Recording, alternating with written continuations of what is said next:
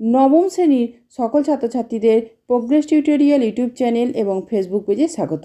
আজকের ভিডিওতে নবম শ্রেণীর বাংলার বঙ্কিমচন্দ্র চট্টোপাধ্যায়ের লেখা রাধারানী গল্পের এমসিকিউ আলোচনা করছি। প্রথম এমসিকিউটি দেখো, রাধারানী নামে এক বালিকা হ্রদ দেখতে গিয়েছিল। উত্তর মাহেশে।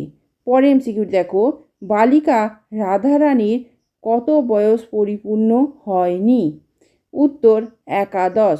পরের এমসিকিউটি দেখো, রাধারানী মায়ের সঙ্গে সর্বস্ব নিয়ে মোকদ্দমা হয়। উত্তর একজন জ্ঞাতির।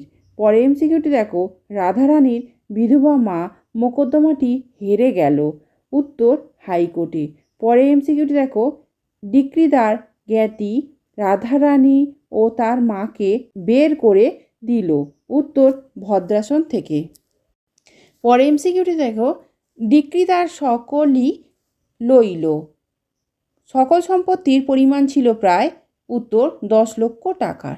পরে এমসিকিউটি দেখো, প্রিভি কাউন্সিলে আপিল করতে রাধারানীর মা বিক্রি করল।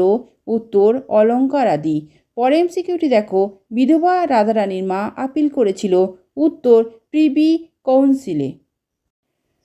পরের এমসিকিউটি দেখো, কিন্তু আর রইল না কি? উত্তর আহারের সংস্থান। পরে এমসিকিউটি দেখো, বিধবা মহিলা দিনপাত করেন। উত্তর শারীরিক পরিশ্রম করে। শেষ এমসিকিউটি দেখো, দুর্ভাগ্যক্রমে ঘোরতর নিপীড়িতা হইল কে? উত্তর রাধারানীর মা। আজকের ভিডিও এ পর্যন্ত। ভিডিওটি ভালো লাগলে অবশ্যই লাইক, শেয়ার এবং সাবস্ক্রাইব করো। ধন্যবাদ।